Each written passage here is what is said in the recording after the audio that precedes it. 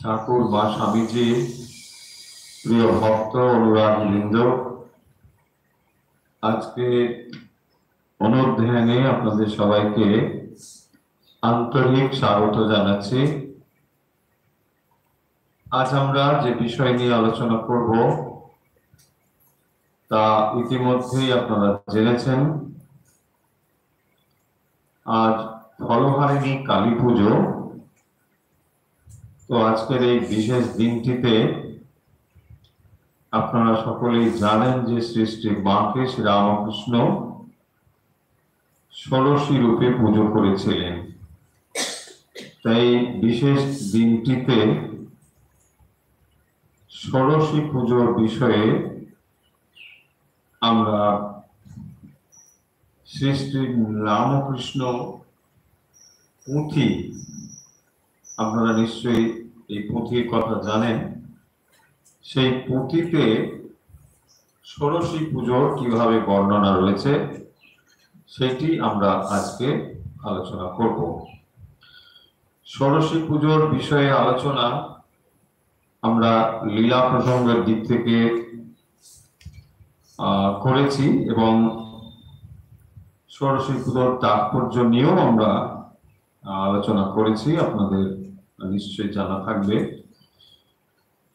আজ আমরা ষোড়শী পুজোর বিষয়টি আলোচনা করতে চাইছি শ্রী শ্রী রামকৃষ্ণ পুঁথিতে যেভাবে আলোচনা করা হয়েছে।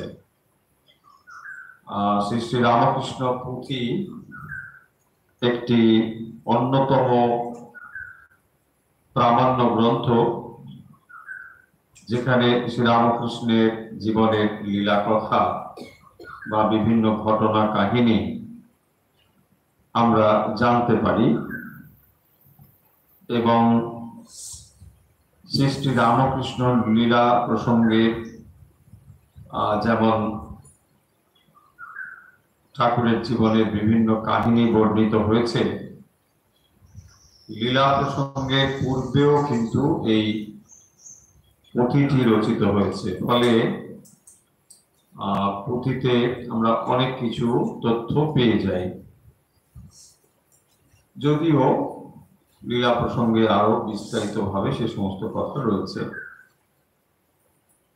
মূল কথা হলো যে এই দিনটিতে, অর্থাৎ এই ফলহারিণী কালী পুজোর দিন,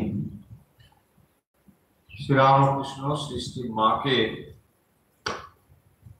ষোড়শী রূপে পুজো করেছিলেন এবং ষোড়শী রূপে পুজো করার পেছনে তার যে উদ্দেশ্য ছিল আপনাদের অজানা নিশ্চয় নয়, যে যখন তিনি কামারপুকুরে গিয়েছিলেন সেখানে সৃষ্টি মায়ের সঙ্গে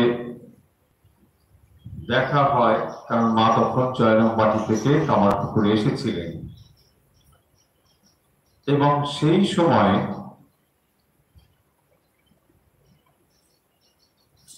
শ্রীমৎ তোতাপুরী বা পূর্বে ব্রাহ্মণী এই ঘটনাগুলোকে ভালো চোখে দেখেননি, যে সৃষ্টি মা এবং ঠাকুর একত্রে থাকবেন এটি তাদের খুব একটা পছন্দের ভেতরে ছিল না। যদিও শ্রীমৎ তোতাপুরীকে আমরা এটা বলতে শুনেছি যে স্ত্রী সঙ্গে থাকলেও যার ত্যাগ বৈরাগ্যে বিন্দু মাত্র ছেদ পড়ে না, সেই যথার্থ পরমহংস। শ্রীরামকৃষ্ণের কামারপুকুর থেকে প্রত্যাবর্তনের পর দক্ষিণেশ্বরে যখন তিনি রয়েছেন, বেশ কিছু কাল অতিবাহিত হওয়ার পর শ্রী শ্রী মা জয়রামবাটি থেকে শুনতে পেলেন যে ঠাকুর প্রায় উন্মাদ হয়ে গিয়েছেন, এবং এই কথা তার মনে অত্যন্ত বেদনার সঞ্চার করে, এবং তিনি নিজে অন্যান্য প্রতিবেশিনীদের সঙ্গে দক্ষিণেশ্বরে আসেন। ওই সময়ে ঠাকুর শ্রী শ্রী মাকে যেভাবে গ্রহণ করেছিলেন, তাতে মায়ের মনের যে কষ্ট তা সম্পূর্ণ চলে গিয়েছিল। কারণ তিনি জয়রামবাটি থেকে নানা মানুষের মুখে নানা কথা শুনছেন যে শ্রীরামকৃষ্ণের পরনের কাপড়ের ঠিক নেই, আর যখন তখন কাপড় টাপড় খুলে মা মা করে উন্মাদ হয়েছেন। এই সমস্ত কথা মায়ের মনে অত্যন্ত বেদনা সঞ্চার করেছিল। কিন্তু পরবর্তী সময়ে আমরা দেখব যে একটি সুযোগ এসে যায় দক্ষিণেশ্বরে আসার, তখন তিনি এখানে এসে হাজির হন। ঠাকুর তখন তাকে অত্যন্ত যত্নের সঙ্গে গ্রহণ করেছিলেন বলেই মা ঠাকুরকে কোনোভাবেই এটি ভাবতে বা বিশ্বাস করতে চাননি যে তিনি উন্মাদ হয়ে গিয়েছেন। বরং লীলা প্রসঙ্গকার উল্লেখ করছেন এই বলে যে ঠাকুরের প্রথম দর্শনে তার অন্তর শান্তির পূর্ণ ঘটে হৃদয় পূর্ণ হয়েছিল, সেই প্রাণের দেবতাকে এখন দর্শন করে তার হৃদয় আরো বেশি শান্তি, আরো বেশি আনন্দে পূর্ণ হয়েছে। তাই তার অন্তরের বেদনা শান্ত হয়েছে। দক্ষিণেশ্বরে তিনি থাকা শুরু করেছেন। এই সময়ে শ্রীরামকৃষ্ণের মনে একটি পরীক্ষা নিরীক্ষার ভাব ওঠে যে শ্রীরামকৃষ্ণ জগৎকে যে শিক্ষা দেবার জন্য তিনি শরীর ধারণ করে এসেছেন, এবং সব থেকে যেটি বড় কথা যে তিনি সৃষ্টির মাকে অবলম্বন করে বর্তমান যুগে নারী শক্তির বিকাশ ঘটাবেন, সৃষ্টির মাকে অবলম্বন করে ভবিষ্যতে যাতে একটি সম্প্রদায় তৈরি হতে পারে, সৃষ্টির মা যাতে ভবিষ্যতে আধ্যাত্মিক সম্পদের কেন্দ্রবিন্দু হয়ে উঠতে পারেন, শ্রীরামকৃষ্ণ তাই চেয়েছিলেন সৃষ্টির মাকে সম্পূর্ণ পবিত্র করতে। তিনি উল্লেখ করেছেন যে আমি মায়ের কাছে, মা কালীর কাছে প্রার্থনা করেছিলাম যে আমার স্ত্রীর ভেতরে যেন কোনো ঐহিক ভাব না থাকে, যাতে করে তার মন সাধনার উচ্চ স্তর থেকে নিম্ন স্তরে নেমে আসতে পারে। হয়তো তার কোনো প্রয়োজন ছিল না, কারণ শ্রীরামকৃষ্ণের মন যে স্তরে বদ্ধ ছিল তার মন বিচ্যুত হওয়ার কোনো কারণ বা সম্ভাবনা ছিল বলে আমরা অন্তত বিশ্বাস করি না। তবুও তিনি জগতে দৃষ্টান্ত স্থাপনের জন্য এই কাজটি করেছিলেন এবং তাই মায়ের কাছে প্রার্থনা করেছিলেন যে মা, এর শরীরকে সম্পূর্ণ পবিত্র করে দাও, যাতে করে কোনো জাগতিক ভাব তার ভেতরে না আসে।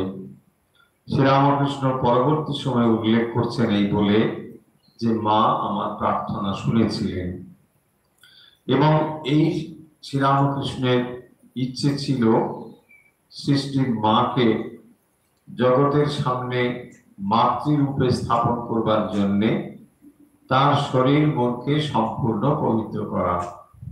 এবং এই কাজটি করবার সুযোগ এসে গেল ফলহারিণী কালী পুজোর দিন। সেই ফলহারিণী কালী পুজোর দিনে তিনি মাকে একান্তে পুজো করেছিলেন। যখন দক্ষিণেশ্বরের মন্দিরে ফলহারিণী কালী পুজোর দিন সবাই খুব ব্যস্ত পুজোর কাজে মা ভবতারিণীকে পুজো করবার জন্য, ঠাকুর তখন তার নিজের বাসগৃহে সৃষ্টি মাকে পুজো করেছিলেন। এ কাহিনী মোটামুটি সকলেরই জানা। এবং শুধু তাই নয়, লীলা প্রসঙ্গে খুব স্পষ্টতই উল্লেখ রয়েছে যে শ্রীরামকৃষ্ণ যখন সৃষ্টি মাকে পুজো করছেন তখন যিনি পূজক এবং পূজ্য সৃষ্টির মাকে অভেদ রূপে দেখা গিয়েছে, অর্থাৎ দুজনেই একেবারে সম্পূর্ণ সমাধিস্থ হয়েছেন। যখন শ্রীরামকৃষ্ণ মায়ের শরীরকে অবলম্বন করে ভবিষ্যতে মাতৃভাব প্রকাশের জন্য তাকে সম্পূর্ণ পবিত্র করছেন, পুজোর পদ্ধতি অনুযায়ী ন্যাস আদি করছেন, তখন মায়ের কোনো দেহবোধ ছিল না। এবং আমরা এইভাবে দেখব যে মাকে তিনি সম্পূর্ণভাবে সমাধিমগ্ন অবস্থায় তার জপের মালা সাধনার সমস্ত কিছু নিবেদন করেছেন। তাকে তিনি প্রার্থনা করেছেন এই বলে, হে বালে, হে সর্বশক্তির অধীশ্বরী মাতো ত্রিপুর সুন্দরী। এই ত্রিপুর সুন্দরী রূপেই তিনি পুজো করেছেন শ্রী মা সারদা দেবীকে। যদিও এটি ষোড়শী পুজো নামেই খ্যাত, তবুও আক্ষরিক অর্থে দেখতে গেলে মায়ের বয়স তখন একটু বেশি এর থেকে, কিন্তু সেটি এখানে আলোচ্য বিষয় নয়। মায়ের এই শরীর অবলম্বন করে ভবিষ্যতে মাতৃভাব প্রচারের জন্য তাকে সম্পূর্ণভাবে পবিত্র করে অভিষিক্ত করে গিয়েছিলেন শ্রীরামকৃষ্ণ স্বয়ং। আমরা জানি শ্রীরামকৃষ্ণ উল্লেখ করেছেন বহুবার যে শ্রী মা সারদা দেবী হচ্ছেন সরস্বতী। তিনি বিদ্যা রূপিণী, মানবী রূপে দেহ ধারণ করে এসেছেন। তার কোনো প্রয়োজন ছিল বলে আমরা বিশ্বাস করি না যে যিনি স্বয়ং সরস্বতী তার দেহ মনকে পবিত্র করবার জন্য বিশেষ কোনো ক্রিয়ার প্রয়োজন ছিল বলে আমরা বিশ্বাস করি না। কিন্তু যেহেতু তিনি লীলা বা দৃষ্টান্ত স্থাপন করবার জন্য জগতে অবতীর্ণ হয়েছেন, তাই অন্যান্য ক্রিয়ার মতো এটিও শ্রীরামকৃষ্ণের একটি অনন্য সাধারণ ক্রিয়া, যা জগতের ইতিহাসে আর দ্বিতীয় দৃষ্টান্ত বিরল। সেখানে তিনি তার জপের মালা সাধনার সমস্ত ফল শ্রী মায়ের পায়ে নিবেদন করছেন এবং বাস্তবিক এই মাকে তিনি জগৎ জননী রূপে দর্শন করছেন। অন্যত্র আমাদের নিশ্চয়ই স্মরণে থাকবে যে যখন তিনি বলছেন এই অবতারিণী বা যিনি তার গর্ভধারিণী জননী বা যিনি সৃষ্টির মা, এই তিনজনকে তিনি একই রূপে দেখেন। সেই শ্রীরামকৃষ্ণ মা সারদার কাছে করজোড়ে প্রার্থনা করছেন, হে বালে, সে সর্বশক্তির অধীশ্বরী মা তো ত্রিপুর সুন্দরী, সিদ্ধিদ্বার উন্মুক্ত করো। তার কাছে প্রার্থনা করছেন, সিদ্ধিদ্বার উন্মুক্ত করো এবং সৃষ্টির মায়ের শরীর মনকে পবিত্র করে তার ভিতরে আবির্ভূত হয়ে সমস্ত কল্যাণ সাধন করো। এই পবিত্র দিনে তিনি একেবারে একান্তে, এমনকি হৃদয় পর্যন্ত জানত না যে এই পুজো সৃষ্টির মাকে অবলম্বন করে হবে। পুজোর আয়োজন তাকে করতে বলা হয়েছিল, তিনি তা করেছিলেন ঠিকই, কিন্তু প্রতিভা সেখানে কিছু ছিল না। তাই তিনি অবাক হচ্ছিলেন যে এই পুজো হবে কি করে। কিন্তু অবশেষে মাকেই সেখানে তিনি বেদিতে বসিয়ে তাকেই অভিষিক্ত করছেন এবং অবশেষে সমস্ত পূজার দ্রব্য তাকে নিবেদন করছেন। এইটি হৃদয় জানতেন না। কিন্তু একটি নতুন ইতিহাস তৈরি হচ্ছে জগতের ইতিহাসে এবং ধর্মের ইতিহাসে তো বটে, যে শ্রীরামকৃষ্ণ সৃষ্টির মাকে রেখে যাচ্ছেন। তিনি দেহ ধারণ করে যে কাজগুলি ভবিষ্যতে করবেন তার জন্যই বোধহয় প্রয়োজন ছিল সৃষ্টির মাকে এইভাবে অভিষিক্ত করা। আর যেহেতু 12 বর্ষ শ্রীরামকৃষ্ণের যে কঠিন তপস্যা, সেই তপস্যার সমাপ্তিও হচ্ছে এই সৃষ্টির মায়ের পায়ে সব নিবেদন করার পরে। ষোড়শী পুজোর পরে শ্রীরামকৃষ্ণের আর কঠোর তপস্যা আমরা দেখতে পাই না। এখানেই তার সমস্ত তপস্যা সমাপ্ত হয়। সৃষ্টি মায়ের পায়ে তিনি নিবেদন করেন এবং তিনি মাকে করজোড়ে প্রার্থনা করছেন, হে সর্বমঙ্গলের মঙ্গল স্বরূপে, হে সর্বকর্ম নিষ্পন্নকারিণী, হে স্বর্ণদায়িনী, শিবগেহিনী গৌরী, হে নারায়ণী, তোমাকে প্রণাম। এবং তিনি এইভাবেই শেষ করছেন, মূর্তিমতি বিদ্যারূপিণী মানবের দেহ অবলম্বন করে যে ঈশ্বরীর উপাসনা তিনি করছেন তার পরিসমাপ্তি করছেন এইভাবে। এবং লীলা প্রসঙ্গকার সেখানে উল্লেখ করছেন, আমরা একটু পরেই পুঁথির কথা পড়ব, যেখানে লীলা প্রসঙ্গকার করছেন, বলছেন যে সৃষ্টির মাও পূর্ণভাবে সমাধিমগ্ন হয়েছেন এবং শ্রীরামকৃষ্ণ সমাধিমগ্ন হয়েছেন। সারা রাত এভাবে কেটে গিয়েছে। যখন ভোর হলো, অন্যান্যরা যখন ঘরের ভেতরে এসে দেখছেন দুজনেই সমাধিমগ্ন রয়েছে, পূর্ণ সমাধিতে তারা লীন হয়ে রয়েছে। এই জগতের ইতিহাসে এরকম দ্বিতীয় ঘটনা আমরা জানি না যে সম্পূর্ণভাবে সমাধিমগ্ন হয়েছেন আজকের এই বিশেষ তিথিটিতে।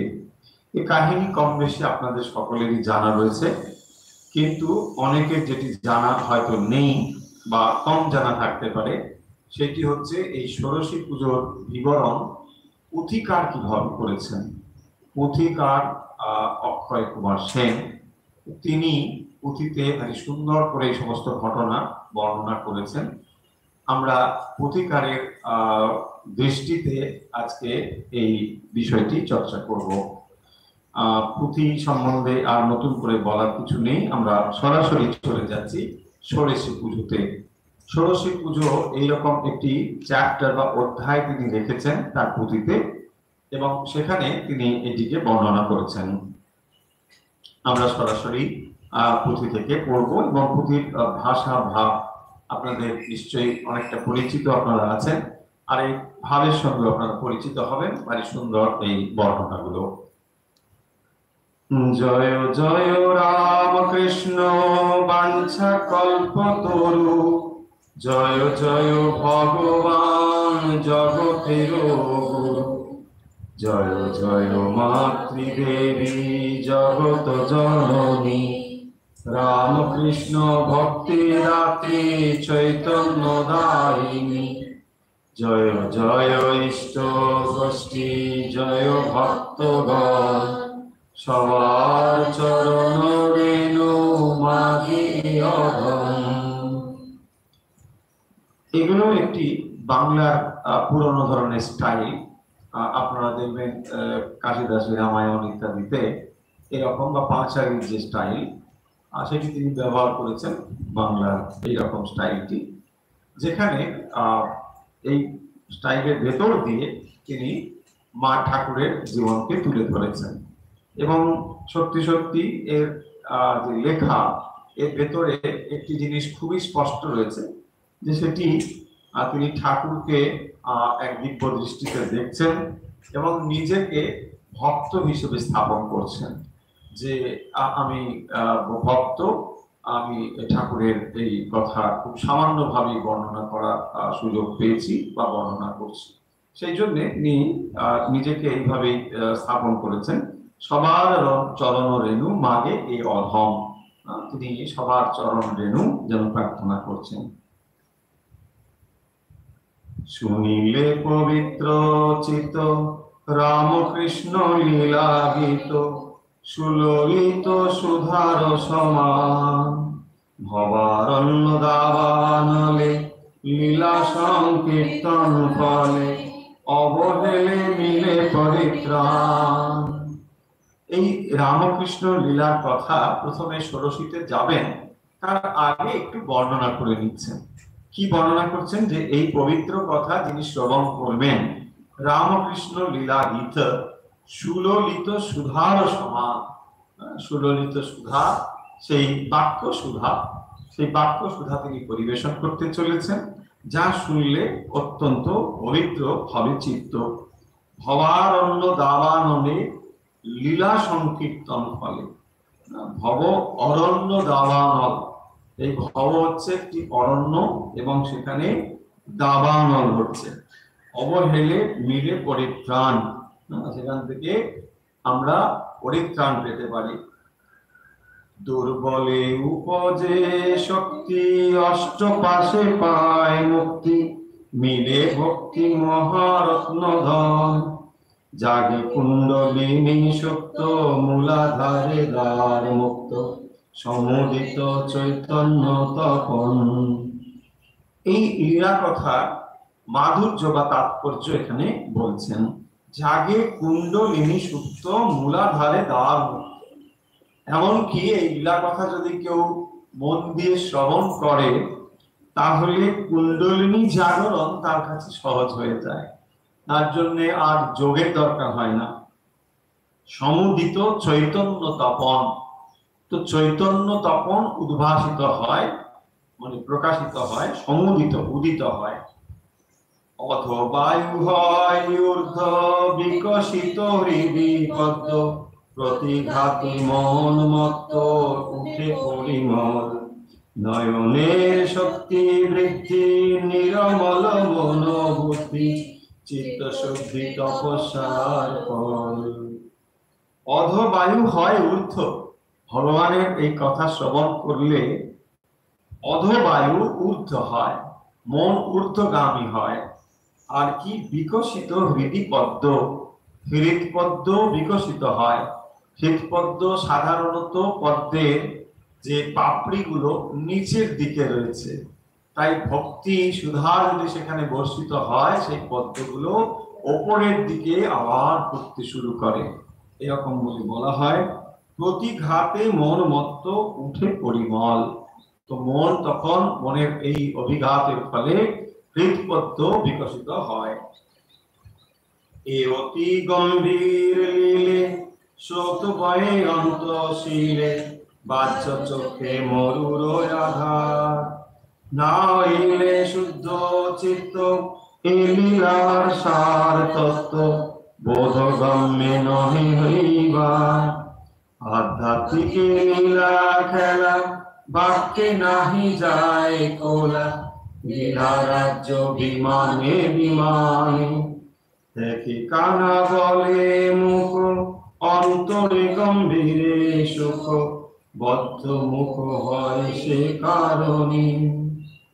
এই লীলা কথা শ্রবণ করলে বলছেন, না হইলে শুদ্ধ চিত্ত এই লীলার সার তত্ত্ব বোধগম্য নহে হইবার। তাই শুদ্ধ চিত্ত না হলে এই যে লীলা তিনি বলতে চলেছেন সেটি বোঝা যাবে না। ভগবানের এই যে লীলা কাহিনী, এই কাহিনী অসাধারণ কাহিনী, তাই সাধারণ মানব বুদ্ধিতে একে ধারণা করা মুশকিল। তাই যদি চিত্ত শুদ্ধ হয়, পবিত্র হয়, কেবল তখনই এই লীলা কথা আমরা ধারণা করতে পারবো। সে কথা লীলা প্রসঙ্গকার পুথিকার বলছেন।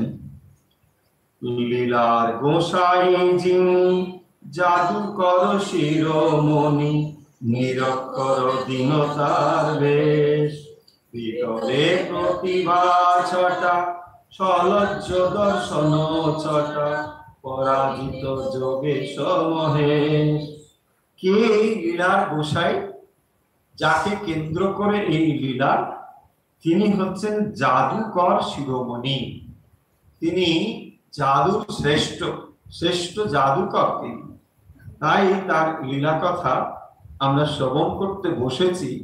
এবং তিনি নিরক্ষর, দীনতার বেশ, তার ভেতরে নিরক্ষর তিনি। আমরা জানি যে তিনি পাঠশালায় গেলেন, কিন্তু চাল কলা বা বাধা বিদ্যে শিক্ষা করিলেন না, অথচ জগৎকে তিনি শেখাচ্ছেন। এই হচ্ছে তার মহিমা। এবং সেই জন্য এখানে পুথিকার যথার্থ রূপে উল্লেখ করছেন, নিরক্ষর দীনতার বেশ, ভেতরে প্রতিভা ছটা, সলজ্জ দর্শন ছটা। যেখানে ভেতরে তার প্রতিভা, পরাজিত যোগেশ মহেশ, ভগবান স্বয়ং মহাদেব আবির্ভূত হয়েছেন এবং তাকে দেখে মহাদেবও যেন পরাজিত হবেন, এমনই তার ভিতরে প্রতিভা। যেখানে লীলার বাতি, দিনে তথা ঘোর রাতি, ফুটে ভাতি দেশ দেশান্তরে, সঙ্গীদের অঙ্গ ঢাকা, মনি যেন কাদা মাখা, স্বরূপত সার্থকার ধরে। যেখানে লীলার বাতি, দিনে তথা ঘোরা রাতি, ফুটে ভাতি দেশ দেশান্তরে। যেখানে লীলার বাতি, দিনে তথা ঘোরা রাতি, সেখানে কিরকম হয়েছে না, লীলার বাতি দিনে তথা ঘোরা রাতি, দিনের বেলাতেই যেন ঘোর রাত্রি, অর্থাৎ ঢাকা রয়েছে। ফুটে ভাতি দেশ ও দেশান্তরে, তিনি তাকে ঢেকে রাখতে চাইলেও সেই ভাতি বা দীপ্তি দেশ ও দেশান্তরে উঠে পড়ছে। সঙ্গীদের অঙ্গ ঢাকা, মণি যেন কাদা মাখা। মণি, তাকে কাদা দিয়ে মাখা যায় না বা ঢাকা যায় না। স্বরূপত সাধ্যকার ধরে, কিন্তু এই স্বরূপ তিনি যখন প্রকাশিত করেন তখন সবাই তাকে জানতে পারে, তা না হলে তাকে জানার কারোর সাধ্য নেই। লীলার সহায়া যিনি, সৃষ্টি মাতা ঠাকুরানী, মায়াসরে ঢাকা চেনা ভার। যেখানে হইল জন্ম, সেখানে জন্ম জন্ম, দিনের এতে দারুণ আধার। তার মানে তাকে চেনা বড় মুশকিল। আর তার লীলা সঙ্গিনী যিনি শ্রী শ্রী মাতা ঠাকুরানী, তিনিও মায়া দিয়ে নিজেকে ঢেকে রেখেছেন, তাকেও আপনি চিনতে পারবেন না। যেখানে হইল জন্ম, সেথা যেন জন্ম জন্ম, দিনের এতে দারুণ আধার।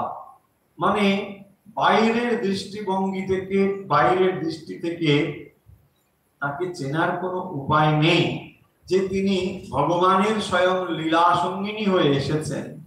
দেখবেন জয়রামবাটির সামান্য একটি পল্লী, সেখানে তিনি জন্মগ্রহণ করেছেন, দারিদ্র্যের মধ্যে বড় হচ্ছেন, বিরাট কিছু বিদ্যার সম্পদ সেখানে নেই। এইভাবে যিনি বড় হয়ে উঠছেন, অথচ স্বরূপত যিনি সরস্বতী, যিনি বৈকুণ্ঠের লক্ষ্মী, তার এই সমস্ত রকম বৈভব ত্যাগ করে সামান্য রূপে জন্মগ্রহণ করা। তাই এখানে বলছেন দিনের রেতে দারুণ আধার। তিনি যেন এই আধার ঘনীভূত করে রেখেছেন, যাতে সাধারণ জীব তাকে বুঝতে না পারে। বিধি বিপরীত পূর্ণিমার ঘোর খামা, বিজলি প্রতিমা মেঘে ঢাকে, কনকে কালীর বর্ণ, জনাকীর্ণে মহারণ্য, বলিহারি লীলাময়ী মাকে। ধরা যেত শশাগরা শত মাতা মায়াম্বরা করু করি বারুণাবরণ কেবল প্রভুর চেনা কালা কালে জানা শোনা শুনো কহি অমৃত কথন। এই যে মায়ের কথা তিনি বলতে চাচ্ছেন বা ঠাকুরের কথা যা তিনি বলবেন, এখন সেগুলো খানিকটা প্রাসঙ্গিকতা তিনি আলোচনা করছেন, যে যার কথা বলবো সেই মা অথবা ঠাকুর এরা নিজেদেরকে একেবারে ঢেকে রেখেছেন। তাই শত মাতা মায়াম্বর, মা মায়ার আবরণ দিয়ে নিজেকে ঢেকে রেখেছেন। তদুপরি দারুণ আবরণ, তার উপরে আবার আবরণ দেওয়া আছে। তাকে স্বরূপত চিনতে পারা মুশকিল। যিনি তার স্বরূপটি যেখানে ব্যক্ত করেন সেই কৃপা করে ধন্য হয়, তার এই কৃপার দ্বারা জানতে পারেন স্বরূপটি। এছাড়া তাকে জানা কারোর সাধ্য নেই। মহামায়া তার স্বরূপ যেখানে তিনি উন্মোচিত করেন, কেবল সেই তাকে জানতে পারে। কেবল প্রভুর চেনা কালা কালে জানাশোনা শুনো কহি অমৃত কথন। কিভাবে জানাশোনা হয়েছিল, কিভাবে বিবাহ আদি হয়েছিল, সেই কথা তো আমাদের অজানা নয়। সেই কথা পুথিকার বলতে চলেছেন বা বলবেন। শ্রী প্রভুর লীলা কথা বলছেন। শ্রী প্রভু লীলার স্বামী সঙ্গে মাতা ঠাকুরানী সনাতনী সৃষ্টির আধার বিভিন্ন মাত্র ভৌতিকে এক আত্মা আধ্যাত্মিকে অভ্যন্তরে দোহে একাকার। সেই এক দুই হয়েছেন লীলার জন্য, তারা যেন আবার লীলা তনু ধারণ করে দুই হয়েছেন। তাই তিনি বলছেন অভ্যন্তরে দোহে একাকার। একাকার কিন্তু যেন দুই হয়েছেন, ভেতরে তারা একই, কিন্তু লীলার জন্য দুটি সত্তা ধারণ করে দুজন হয়েছেন। প্রভুর লীলার স্বামী সঙ্গে মাতা ঠাকুরানী সনাতনী সৃষ্টির আধার। তাহলে ভগবান স্বয়ং সৃষ্টির আধার রূপে মহামায়াকে অবলম্বন করেন। সেই মহামায়া এই জগৎকে ধারণ করেন, সৃষ্টি করেন, এই জগৎ প্রসব করেন তিনি। সেই জন্য তাকে বলা হয় জগৎ প্রসবিনী মায়া। সেই মায়া শক্তি বিভিন্ন মাত্র ভৌতিকে এক আত্মা আধ্যাত্মিকে, সেই এক আত্মা, সেই চৈতন্য এক, তিনি লীলায় যেন দুই হয়েছেন, তারপর বহু হয়েছেন। সেই মায়ের কথা বলছেন। দৈহিক সুখ সম্বন্ধ প্রভু অবতারে বন্ধ পরিণয় মাত্র সংস্কার কি বুঝিবে বদ্ধ নর ইষ্ট জ্ঞান পরস্পর কে পূজ্য পূজক বুঝা ভার। দৈহিক সুখ সম্বন্ধ প্রভু অবতারে বন্ধ। এই অবতারে দৈহিক সুখ বা দৈহিক সম্বন্ধের কোনো এখানে বর্ণনা নেই। অর্থাৎ দৈহিক সম্বন্ধ ছাড়া কিভাবে আধ্যাত্মিক ভাবে অবস্থান করা যায় তার একটি দৃষ্টান্ত স্থাপন এই অবতারে। পরিণাম মাত্র সংস্কার, যে কথা শ্রীরামকৃষ্ণ বলেছেন যে বিবাহের কারণ কি না, ব্রাহ্মণ শরীরে অনেকগুলি সংস্কার আছে, দশবিধ সংস্কার, তার মধ্যে বিবাহ একটি সংস্কার, এবং সেই জন্যই নাকি তিনি বিবাহ করেছেন। তো আমরা জানি যে অবতার যখন আসেন, অবতার সঙ্গিনী, তার সঙ্গে অবতারের সম্পর্ক এই রকম, যেখানে চৈতন্য এবং শক্তি দুটোকে ভিন্ন করা যায় না। সেই চৈতন্য শক্তিকে তিনি ধারণ করে আছেন, এটি থাকবেন, এটি খুব স্বতঃস্ফূর্ত বা খুব স্বাভাবিক। কি বুঝিবে বদ্ধ নর ইষ্ট জ্ঞান পরস্পর। পরস্পর উভয় উভয়কে ইষ্ট রূপে সম্মান করেন। কারণ মা কে শ্রীরামকৃষ্ণ কিভাবে দর্শন করছেন? ইষ্ট রূপে দর্শন করছেন। আবার মায়ের দিক থেকে দেখুন, বলছেন আমার কালী কোথায় গেল গো, যখন শ্রীরামকৃষ্ণের শরীর গেল। সেই জন্যে খুব স্বাভাবিকভাবেই এখানে উল্লেখ করেছেন ইষ্ট জ্ঞান পরস্পর পরস্পর পরস্পরকে ইষ্ট রূপে জ্ঞান করছেন। এই জগতের ইতিহাসে তার অত্যন্ত বিরল। সেই কথা বলছেন, কে পূজ্য পূজক বোঝাবার। পূজ্য পূজক, যিনি পূজক পূজারী, যিনি পুজো করেন। আর পূজ্য মানে যার পুজো করা হয়। এখানে কে কার পুজো করছে বোঝা মুশকিল। যখন দুজনেই পুজোর আসনে বসেছেন এবং সমাধিমগ্ন হয়েছেন, তখন বোঝা মুশকিল কে কার পুজো করছেন। ঠাকুরে শ্রী মায়ের দিয়ে চার জৈব বুদ্ধি দিয়ে দেখিলে পড়িবে মহাদায়। শুনো কহি পরিচয় দেহে দেহে বিয়ে নয়, পরিণয় আত্মায় আত্মায়।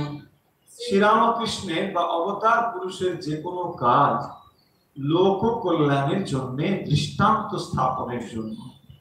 তাই এই যুগে দাম্পত্য জীবনকে কোন পর্যায়ে বা কোন উচ্চতায় নিয়ে যাওয়া যায়, শ্রীরামকৃষ্ণের এই বিবাহ তার একটি চূড়ান্ত দৃষ্টান্ত হয়ে রয়েছে। যে কত পবিত্র একটি সম্বন্ধ হতে পারে সেটিকে তিনি জগতের কাছে স্থাপন করে যাচ্ছেন।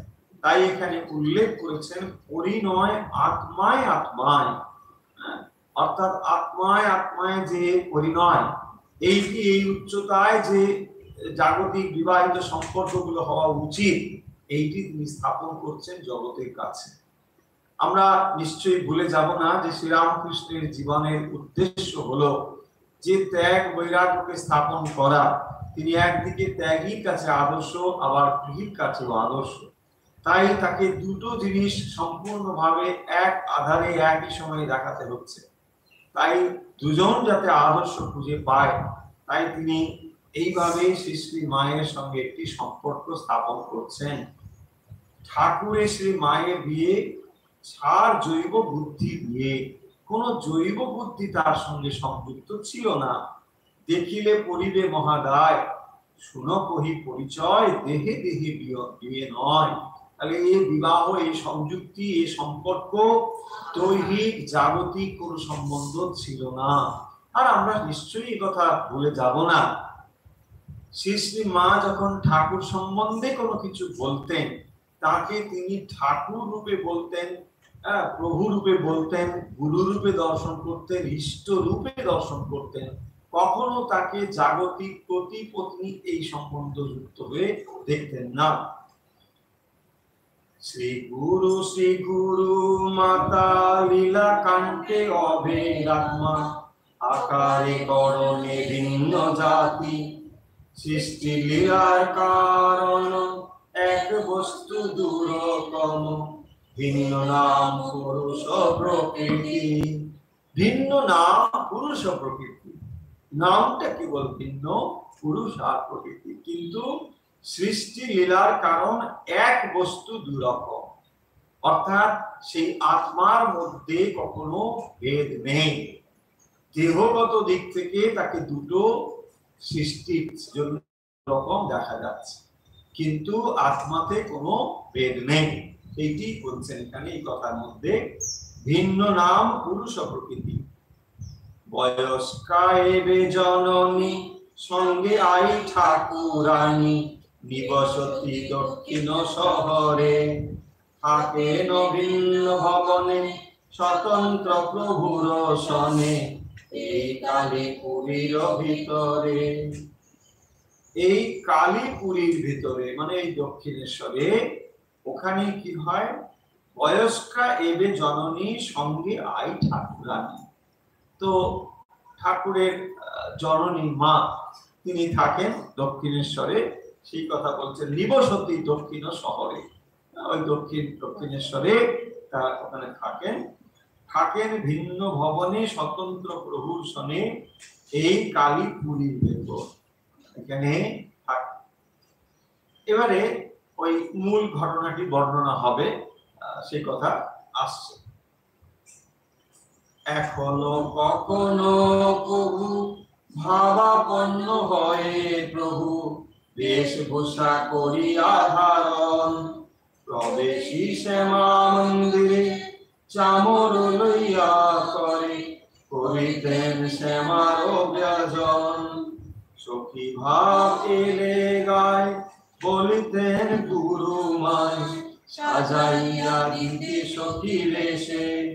মাতা কুতূহল হয়ে বসন কাচলি দিয়ে সাজায় দিতেন পরমেশে।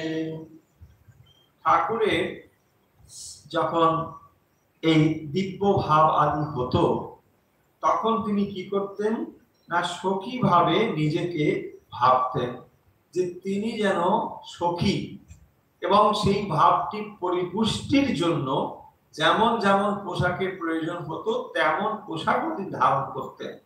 এটা আমরা ঠাকুরের যে লীলা প্রসঙ্গে তার সাধারণ অংশ রয়েছে সেখানেও এর বর্ণনা রয়েছে, আপনারা নিশ্চয়ই জানেন যে তিনি যখন ওই ভাব ধারণ করতেন তখন ওই ধরনের বেশভূষাও ধারণ করতেন এবং মায়ের মন্দিরে গিয়ে চামর করতেন। শ্যামা মায়ের চামর করতেন। সখী ভাব এলে গায় বলিতেন গুরু মায় সাজাইয়া দিতে সখী বেশে। তিনি মাকে বলতেন, সৃষ্টির মাকে ওইভাবে সাজিয়ে দিতে তিনি যেন সখীর বেশে মাকে সেবা করবেন, মায়ের সেবা করবেন, ব্যাজন করবেন। মাতা কুতূহল হয়ে বসন কাচলি দিয়ে সাজায় দিতেন পরমেশ্বর। পরমেশ্বরকে তিনি কি করতেন সাজিয়ে দিতেন, ভগবানকে ওইভাবে সাজিয়ে দিতেন যাতে তিনি সখী রূপে মায়ের সেবা করতে পারেন, সেইভাবে তাকে সাজিয়ে দিতেন। অঙ্গে শোভে আবরণ ধীরে ধীরে আগমন শ্রীমন্দিরে প্রতিমা যেথায়। ভাবের আবেশ যত আচরণ কত মত বিশেষিয়া কহা নাহি যায়। এবে তাহা তিয়াগিয়ে মূর্তিমতি গুরু মাই পূজিতে প্রভুর হইল মন। এখানে মানে অধিকার এটিকে এইভাবে দিয়েছেন, আমরা লীলা প্রসঙ্গে একটু অন্যরকম ভাবে পাই যে এখানে তিনি বলছেন এই যে সখী ভাব ঠাকুরের ভেতরে যেন এই ভাবটি এলো যে শ্রী মন্দিরে তিনি যেভাবে সখী ভাবে আবরণ আদি পরে মায়ের কাছে যান, মায়ের সেবা করেন, তো এইভাবে যদি হয় অঙ্গে শোভে আবরণ ধীরে ধীরে আগমন শ্রী মন্দিরে প্রতিমা যেথায়। তো তুমি এরকম আচরণ করে প্রতিমার কাছে গিয়ে তিনি সেবা করতেন। ভাবের আবেশে মত আচরণ কত মত বিশেষিয়া কহা নাহি যায়। কত রকম তার ভাবের স্ফুরণ সেটা বলা যায় না। এবে তাহা ত্যাগিয়ে মূর্তিমতি গুরু মাই। তো এই যে ভাব, যে ভাবকে তিনি ধারণ করে সৃষ্টি ভবধারিণীর কাছে গিয়ে তার সেবা করতেন, বলছেন এই ভাব যদি আমি মাকে এইভাবে পুজো করি, সেই কি বলছেন এবে তাহা ত্যাগিয়ে মূর্তিমতি গুরু মায়। গুরুমাকে মূর্তিমতি যে গুরুমা তাকেই তিনি এইভাবে পুজো করবেন। পুজিতে প্রভু হইল মন, প্রভুর মনে ইচ্ছে হলো যে সৃষ্টির মাকে তিনি এইভাবে পুজো করবেন। যথাবিধি উপচার আজ্ঞা হইল তাহার পরিবারে করা আয়োজন। তাহলে তিনি কি করলেন, সবার কাছে বলে দিলেন যে আজ পুজো হবে, তোমরা সব আয়োজন করো। মায়ের মধ্যে তিনি ত্রিপুরা সুন্দরী আরাধনা করবেন আর এভাবেই তিনি বলে দিলেন যথাবিধি উপচার আজ্ঞা হইল তাহার। তিনি আজ্ঞা করলেন, সবাই বললেন যে এই উপচার লাগবে, সমস্ত উপচার তোমরা হাজির করো। যখন যা ইচ্ছা আসে জুটে তাহায় অনায়াসে, ইচ্ছাময় প্রভুর ইচ্ছায় আয়োজন পরিপাটি অনুমাত্র নাহি ত্রুটি, যাহা লাগে ষোড়শী পূজায়। যখন যা ইচ্ছে হয় জুটে তা অনায়াসে, অনায়াসে তা জুটে যায়। সত্য সংকল্প ভগবান তার মনে যখন যে ভাবটি ওঠে সেটি কিন্তু হয়ে যায়। আমাদের নিশ্চয়ই মনে পড়বে যে শ্রী শ্রী মা একদিন এরকম তিনি খুব সকাল সকাল গিয়ে দক্ষিণ স্নান আদি সেরে নিতেন। হ্যাঁ, বলছেন না মানে ঠাকুর এমনি এমনি কথা বলছেন যে এখানে মা আছেন কিন্তু তাকে কখনো দেখা যায় না, কখন যে সকালবেলা উঠে স্নান আদি সেরে নেয় আমরা বুঝতে পারি না। ঠাকুর একথা প্রশংসার ছলেই বলছেন, আর মা ওদিকে বলছেন ঠাকুরের মনে যখন এটা উঠেছে নিশ্চয়ই কোনোদিন না কোনোদিন ওর দৃষ্টির সামনে পড়তে হবে, আমি লজ্জা পেয়ে যাব। দেখুন সৃষ্টি মহা মানে ওই ঠাকুর যা তার মনে উঠছে সেটা কিন্তু সত্য সংকল্প, সত্য হয়ে যাবে। সেই জন্য এখানে বলছেন প্রতিকার, যখন যা ইচ্ছে আসে জুটে তাহা অনায়াসে। ঠাকুরের মনে যা যখন তৈরি হচ্ছে, ইচ্ছে হচ্ছে, সব অনায়াসে হাজির হয়ে যায়। আয়োজন পরিপাটি অনুমাত্র নাহি ত্রুটি, যাহা লাগে ষোড়শী পূজা। যা যা ষোড়শী পূজার জন্য দরকার হয় সব একদম হাজির হয়ে গেছে। রইলেন তার সনে পূর্ব সাধন ভজনে, ব্যবহৃত যাহা ছিল তোলা, বস্ত্র বিবিধ বরণ সাজসজ্জায় আবরণ, সবমুখী রুদ্রাক্ষের মালা, বিপ্লব নিদ্রে নিজ নাম সাদরে শ্রী গুণধাম, লিখিয়া লইলা হাতে তুলি, সর্বদ্রব্য সহযোগে মায়ের চরণ আগে, ভক্তি ভরে দিলেন অঞ্জলি। এখানে পুজোর খানিকটা বর্ণনা বলছেন। বস্ত্র বিবিধ বরণ সাজসজ্জা আবরণ, সগোমুখী রুদ্রাক্ষের মালা। রুদ্রাক্ষের মালা লইলেন তার সঙ্গে পূর্ব সাধন ভজনে, ব্যবহৃত যাহা ছিল তোলা। অন্য সময় সাধন ভজনের সময় যে সমস্ত জিনিসপত্র সেগুলো পুজোর কাছে আনা হয়েছে, এবং বস্ত্র সাজসজ্জা আবরণ অর্থাৎ ষোড়শী পূজায় যা যা দরকার হয় সে সমস্তই আনা হয়েছে। বিল্লপত্রে নিজ নাম সাদরে শ্রী গুণধাম, লিখিয়া লইলা হাতে তুলি। বিল্লপত্রে নিজ নাম সাদরে শ্রী গুণধাম, লিখিয়া লইলা হাতে তুলি, সর্বদ্রব্য সহযোগে মায়ের চরণ আগে, ভক্তি ভরে দিলেন অঞ্জলি। তো মায়ের পায়ে সব অঞ্জলি প্রদান করছেন, যেখানে তিনি পুষ্পাঞ্জলি দিচ্ছেন, বিল্লপত্রে নিজের নাম লিখে মায়ের চরণে তাকে সমর্পণ করছেন। বলিলেন বারবার যাগ যজ্ঞ তপাচার, সাধন ভজন সমুদায়, কর্মকাণ্ডের মালা আজ হইল শেষ খেলা, সকল স্বপ্ন দুটি পায়।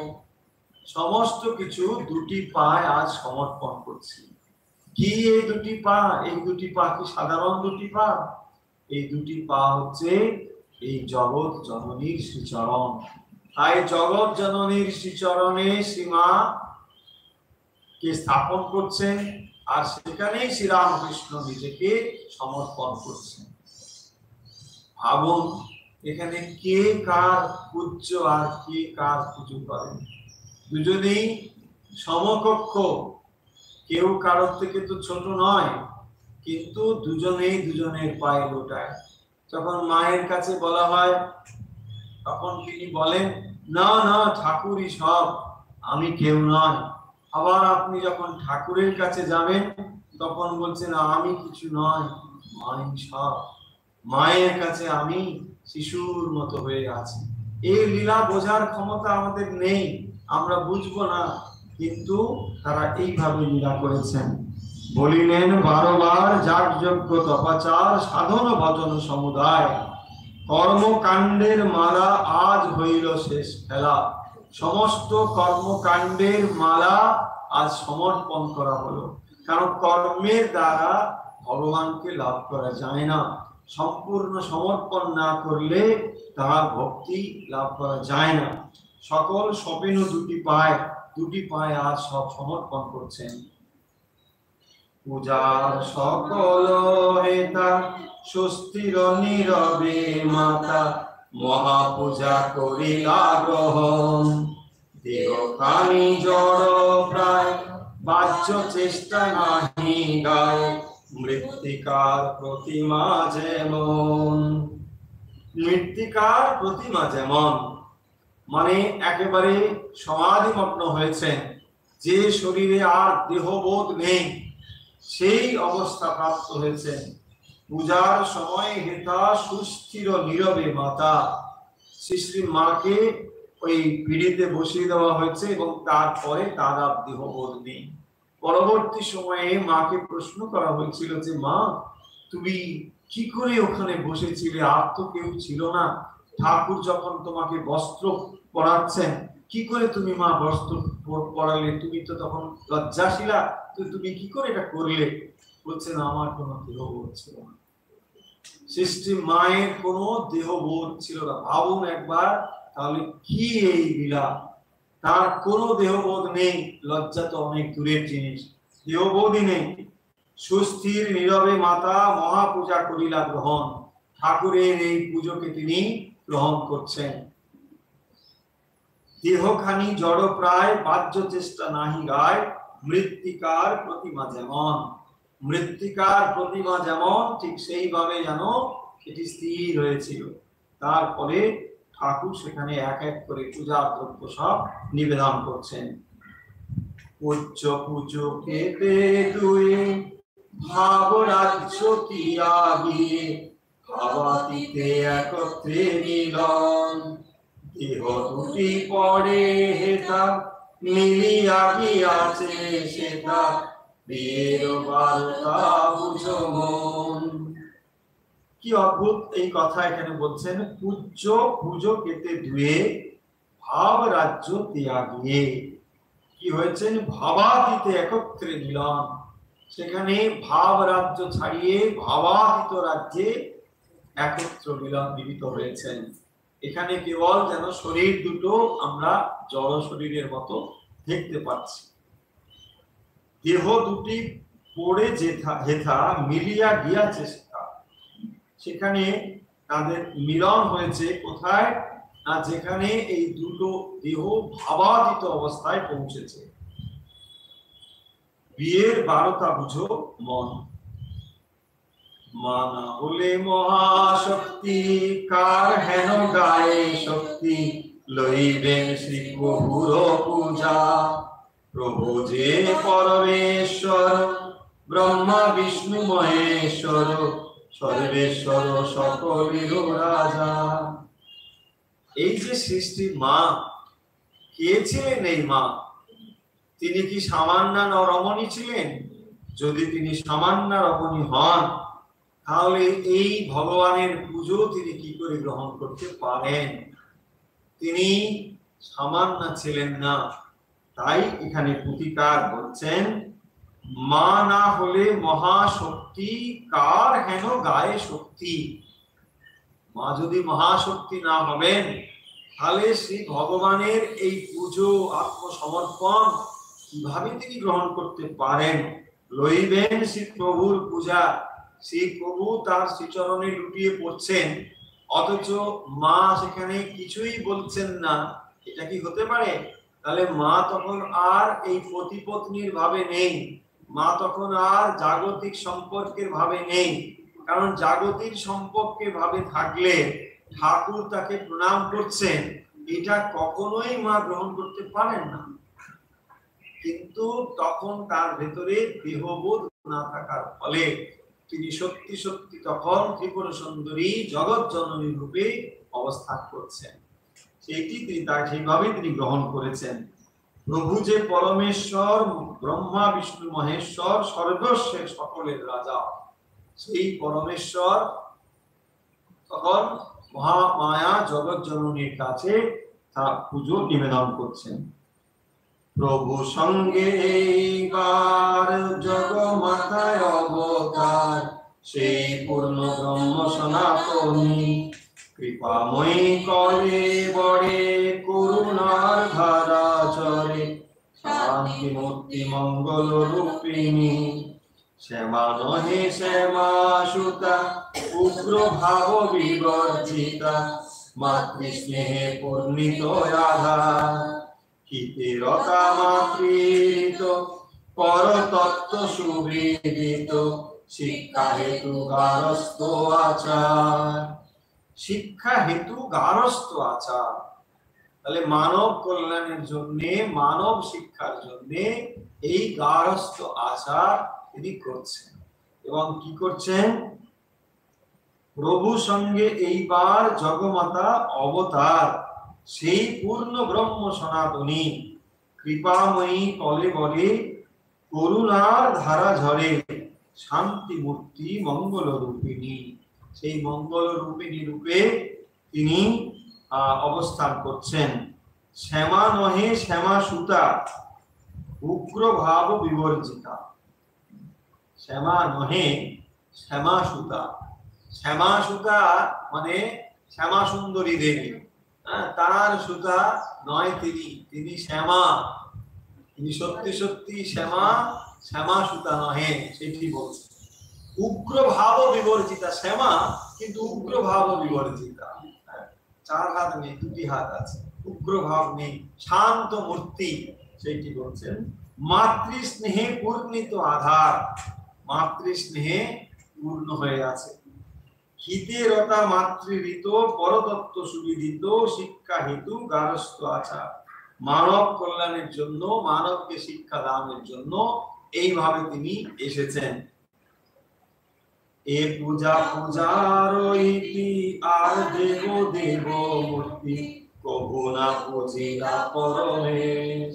যেন পূজা শ্রী শ্রীমার, চক পরম চরম সার, পরিণাম সকলের শেষ। যে কথা আমরা একটু আগে বলছিলাম, এই পূজার, এই নিবেদনের ফলে তার পূজা যেন শেষ হলো। এ পূজা পূজার ইতি, আর দেব দেবী মূর্তি, কবু না পূজিলা পরমেশ। পরমেশ্বর শ্রী ভগবান শ্রী রামকৃষ্ণ আর তিনি কোনো পুজো করলেন না, মানে আর সাধনা করলেন না। সমস্ত সাধনার সমাপ্তি হলো এই ষোড়শী পূজাতে। এদিকে মায়ের রীতি, প্রভু পদে নিষ্ঠাবতী, সে প্রভুই এক ধ্যান জ্ঞান। তার চিন্তা দিবানিশি, তার সেবায় অভিলাষী, প্রভু যেন পরণ পরাণ। পরাণ পরাণ, প্রভু যেন পরাণের পরাণ। এদিকে মায়ের রীতি, প্রভু পদে নিষ্ঠাবতী, শ্রী প্রভুই এক ধ্যান জ্ঞান। তার চিন্তা দিবানিশি, তার সেবা অভিলাষী, প্রভু যেন পরাণ পরাণ। মা কি করছেন না, এই মা মানে শ্রীরামকৃষ্ণকে দেখছেন, তিনি যেন পরাণেরও পরাণ, প্রাণেরও প্রাণ এই প্রভু। তার চিন্তা দিবানিশি, তার সেবা অভিলাষী, রাত দিন তিনি তার চিন্তা করছেন। শ্রীরামকৃষ্ণময় হয়েছে, শ্রীরামকৃষ্ণ ভাব তনু ধারণ করে এসেছেন শ্রীমা সারদা দেবী। সর্বদাই তিনি সেই ভাবে পূর্ণ হয়ে রয়েছেন এবং তার সেবা অভিলাষী। ঠাকুরের সেবা করবার জন্যে তিনি যেন জন্মগ্রহণ করেছেন, তার যেন আর অন্য কোনো কাজ নেই। কি করে ঠাকুরের একটু সেবা করা যায়, সেই কাজ তিনি সারা জীবন ধরে করেছেন। যখন সশরীরে বিদ্যমান দেখেছেন, তখন তার দেহ কিভাবে সুস্থ থাকতে পারে, দেহের পরিচর্যার জন্য তিনি নিজেকে সমর্পণ করেছেন। দেহ চলে গেলে পরে ঠাকুর যে কাজ তাকে সমর্পণ করে গিয়েছিলেন, সেই কাজের জন্য তিনি সমর্পিত ছিলেন। প্রত্যেকটি দিন তার অতিবাহিত হতো ঠাকুরের দেওয়া সমর্পিত কাজ করে। কিভাবে তিনি ঠাকুরের কাজ করতে বা করতে পারবেন, এই ছিল তার ধ্যান এবং জ্ঞান। যেদিন দেখতেন কোনো ভক্ত আসছে না, তখন তিনি ঠাকুরের কাছে করজোড়ে বলতেন, কই ঠাকুর, আজ তো কাউকে তুমি পাঠালে না, তুমি না বলেছিলে প্রত্যেক দিন কিছু কিছু করতে হবে। পরক্ষণে দেখা গেল কোনো এক ভক্ত এসে হাজির হয়েছে। এরকম কত দিন গিয়েছে মায়ের। বুঝো মন ইশারায় প্রভু আর সৃষ্টিমায়, রূপে দুহ আত্মা রবে, হৃদে চিত্তে প্রাণে মনে এক ঠাই দুই জনে, দিবে কেহ নাহি করিছে। রামকৃষ্ণ গত প্রাণা তন্নাম শ্রবণ প্রিয়া। রামকৃষ্ণ গত প্রাণ, তার প্রাণ রামকৃষ্ণ গত, দুটি দেহ কিন্তু একটি প্রাণ। এইরকম ভাবে বুঝো মন ইশারায় প্রভু আর সৃষ্টি মায়। তো প্রভু আর সৃষ্টি মাকে কি বলা হয়েছে? অগ্নি এবং তার দায়িকা শক্তি। এটিকে যেমন ভিন্ন করা যায় না, অবতার এবং অবতার সঙ্গীকেও বিভেদ করা যায় না, পৃথক করা যায় না। রূপে দুহু আত্মায় অভেদ, তারা দেখতে দুরকম কিন্তু আলাদা একেবারেই নয়, অভেদ। হৃদয় চিত্তে প্রাণে মনে এক ঠাই দুই জনে, তিলে কেউ নাই করছে। তিলেক সময়ের জন্য তাদের কোনো বিচ্ছেদ নেই। অমিয় পুরিত কথা রামকৃষ্ণ লীলা গাথা, তাহে মত্ত মগ্ন রহ, কি কাজ অপর হলে এ রত্না কর তবে, যাবতীয় মানি করত। অমিয় পুরিত কথা রামকৃষ্ণ লীলা গাথা, ভগবান শ্রীরামকৃষ্ণের লীলা কথা অমিয় পুরিত, অমৃত পুরিত, এখানে অমৃত কথা। তাহে মত্ত মগ্ন রহ মন, হে মন তুমি এই সুধা পানে মগ্ন রহ। কি কাজ অপর হলে এক রত্নাকর তলে, যাবতীয় মানিক রতন। হ্যাঁ, কি কাজ অপর হলে, আর তোমার অন্য কি কাজ? এক রত্নাকর তলে যাবতীয় মানিক রতন, এখানেই সব পাবে। সব মানি মানিক মণি মাণিক্য এখানেই তো রয়েছে, অন্যত্র আর যাবার দরকার কি? শ্রীরামকৃষ্ণ লীলা কথা হচ্ছে এইরকম অমিয় পুরিত কথা। সে কথাই আমরা আজকে আলোচনা করলাম যে শ্রী শ্রী রামকৃষ্ণ পুঁথিকারের দৃষ্টিতে ষোড়শী পূজার বর্ণনা কিভাবে রয়েছে। আমরা এই একটি অধ্যায় দেখলাম যে তিনি ষোড়শী পূজার বর্ণনা এই অধ্যায়ের ভিতর দিয়েছেন, কিন্তু এখানে অন্যান্য কথাও খানিকটা রয়েছে এবং মূল যে অংশটুকু সেটিও কিন্তু বেশ ভালোভাবেই বর্ণনা রয়েছে। সৃষ্টির মা কিভাবে তাকে তিনি একান্তে পুজো করেছিলেন এবং মায়ের পায়ে কিভাবে সব সমর্পণ করেছেন, এই সমস্ত বর্ণনা লীলা প্রসঙ্গকারে যেমন আমরা পাই, একই রকম ভাবে পুঁথিকারের লেখনীর ভেতর দিয়ে আজ আমরা দেখার চেষ্টা করলাম। তো আজকের এই ছিল বিশেষ আমাদের আলোচনা। সৃষ্টি মাকে শ্রীরামকৃষ্ণ আজকের এই বিশেষ দিনে, ফলহারিণী কালী পুজোর দিনে পুজো করেছিলেন ঠাকুর সৃষ্টির মাকে ষোড়শী পুজো রূপে ত্রিপুর সুন্দরী এইভাবে পুজো করেছিলেন। তাই আমরা আমরা আমরা মনে করি যে আজকের এই দিনটিতে সৃষ্টির মাকে শ্রীরামকৃষ্ণ জগতের কাছে বা জগতের জন্য অভিষিক্ত করেছিলেন, যে তার ভেতরে যাতে পবিত্রতা বজায় থাকে এবং তার দেহ ও মনকে অবলম্বন করে যাতে জগতের কাছে মাতৃভাব প্রকাশিত হয়। এই কারণের জন্য শ্রীরামকৃষ্ণ আজকের এই বিশেষ দিনটিতে জগৎবাসীর কাছে এক বিশেষ উপহার রূপে সৃষ্টি মাকে অবতীর্ণ করেছিলেন এবং নিজে সমর্পণ করে এই কথা হয়তো জগতের সামনে বলছেন যে আমি আমার পুজোর সমস্ত ফল, আমি আমার জপের মালা মহামায়ার শ্রীচরণে সমর্পণ করছি। হে জীব, তুমিও যদি এইভাবে সমর্পণ করতে পারো তাহলে তুমিও ধন্য হবে। সৃষ্টি মা আজকের এই বিশেষ দিনটিতে আমাদের সকলের প্রতি কৃপা বর্ষণ করুন।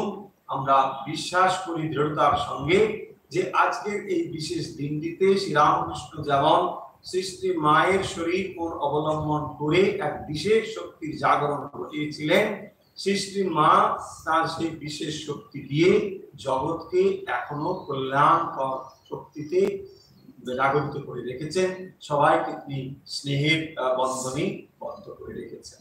আজকের এই বিশেষ দিনটিতে ঠাকুর মা স্বামীজির কাছে, বিশেষত সৃষ্টির মায়ের কাছে আমরা এই প্রার্থনা জানিয়ে আজকের এই বিশেষ অনুধ্যান পর্বটি শেষ